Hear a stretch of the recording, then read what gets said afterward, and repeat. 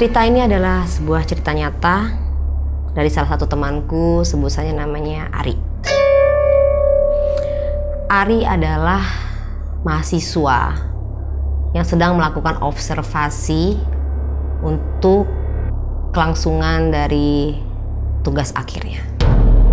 Dan dia pun harus meneliti sesuatu ke daerah Sukabumi. Saat itu Ari pergi ke Sukabumi mengendarai bus kota. Sebenarnya bukan bus kota sih.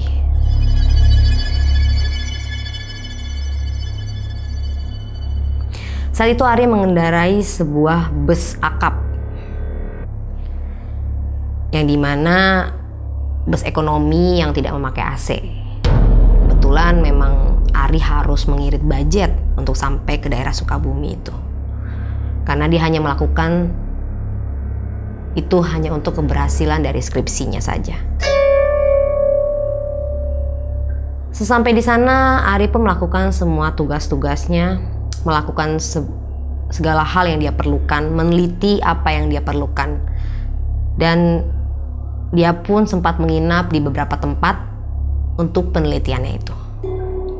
Dan tentunya Ari sudah izin kepada pihak-pihak yang harus dan pihak-pihak berwajib dan beberapa Pak RT di situ untuk kelangsungan juga untuk skripsinya. Hingga seminggu tidak terasa Ari sudah menjalani observasi yang dia lakukan di tempat itu. Dia lakukan itu dengan jerih payah yang luar biasa. Dan tanpa terasa dia pun harus kembali ke ibu kota. Lalu setelah sampai di daerah yang katanya Ari harus menunggu bus lewat di situ untuk mencapai terminal selanjutnya. Jam sudah menunjukkan hampir maghrib. Tapi si bus juga tak kunjung datang. Yang dia lihat hanya serpihan debu, suara jangkrik, dan sedikit aroma-aroma bau tidak sedap. Awalnya baik-baik saja, tapi entah kenapa suasana semakin sunyi. Dan pikiran-pikiran Ari mulai melayang-layang ke arah-arah lain. Tapi dia berusaha menepis semua pikiran negatif itu. Dia harus berpikir positif untuk mencapai ibu kota besok pagi, karena dia harus menyerahkan apa yang menjadi penelitian itu kepada dosen pembimbingnya. Sebenarnya kalau dilihat jam sih sudah terlambat ya. Kemungkinan Ari sampai di ibu kota bisa sore di keesokan harinya. Tapi mau di mana? Ya semua harus dijalani. Hingga tiba-tiba akhirnya setelah menunggu agak lama, di situ ada sebuah pohon besar dan Ari kebelet buang air kecil. Lalu dia pun tidak menunggu cukup lama, dia menumpang untuk buang air kecil di pohon itu. Pohon besar itu sangat rindang dan besar sekali. Awalnya Ari sempat berpikir untuk menahan rasa itu, tapi daripada dia tiba-tiba kencing di celana, lebih baik dia melakukan itu saja gitu.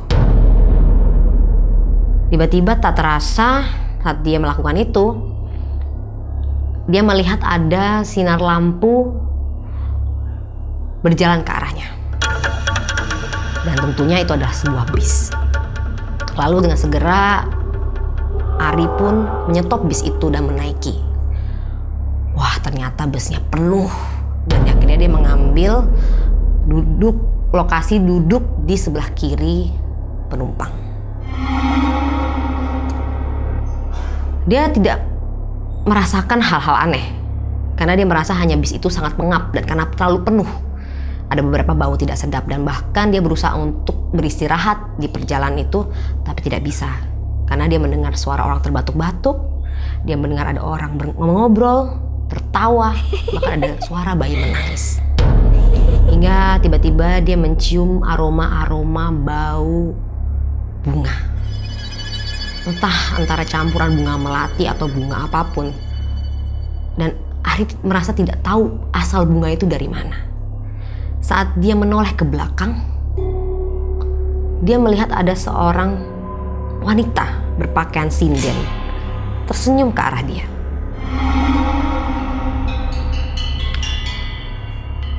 Ari pun sempat kikuk melihat senyum wanita itu, dan dia pun berpikir, dari mana asal wanita itu? Sedangkan tadi sepertinya dia melihat tidak ada satu wanita berpakaian sinden di sini.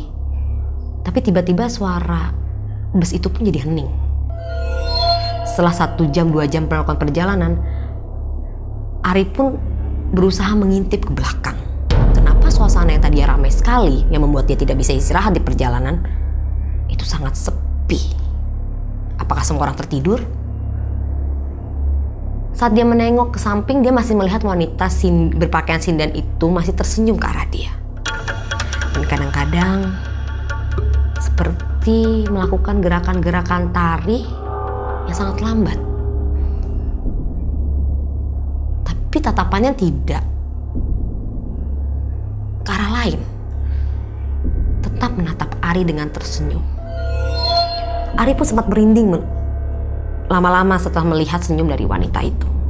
Dan ternyata wangi-wangi bau bunga yang tadi Ari hirup itu adalah berasal dari wanita itu. Bagaimana mungkin wangi yang sangat menyengat ini berasal dari satu orang dan menutupi seluruh aroma di dalam bis ini. Akhirnya dia pun mulai penasaran dan mulai mendongakkan kepala ke belakang. Tapi tiba-tiba dia melihat bus itu kosong. Kosong, seperti tidak ada satupun penumpang di dalamnya. Terkejutlah Ari saat melihat bus nyata itu yang dia naiki hanya berdua dengan perempuan sinden tadi. Tapi saat dia mengarahkan pandangan menuju ke depan, dia melihat wanita sinden itu bukan lagi wanita sinden, melainkan bentuk pocong. Menghadap dia, bertubuh tegap berdiri, seperti hendak mendatangi Ari. Hingga tersadarkan Ari yang spontan kaget, tersadarkan oleh bus yang seperti menabrak sesuatu depannya dan akhirnya berhenti. Saat dia melihat lagi ke kanan, pocong itu sudah tidak ada. Lalu dia pun melihat ke arah jalanan. Ternyata ada seorang bapak tua yang tersungkur di jalanan bersama motornya. Dengan cepat Ari pun menuruni bis itu menuju ke arah si bapak. Lalu dia pun berusaha membangunkan si bapak, tapi bapak itu ternyata tidak pingsan, melainkan terbengong-bengong melihat Ari. Lalu Ari pun bertanya kepada si bapak, "Pak, bapak nggak apa-apa, Pak?" Lalu bapak itu pun sambil menggeleng-geleng kepala, sambil bilang,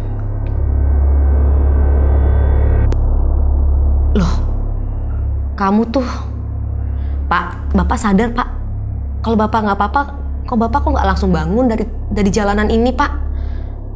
Lalu si bapak itu pun dengan spontannya bilang kepada Ari, "Yang saya mau tanya itu kamu loh, Dek. Ngapain kamu naik keranda mayat?"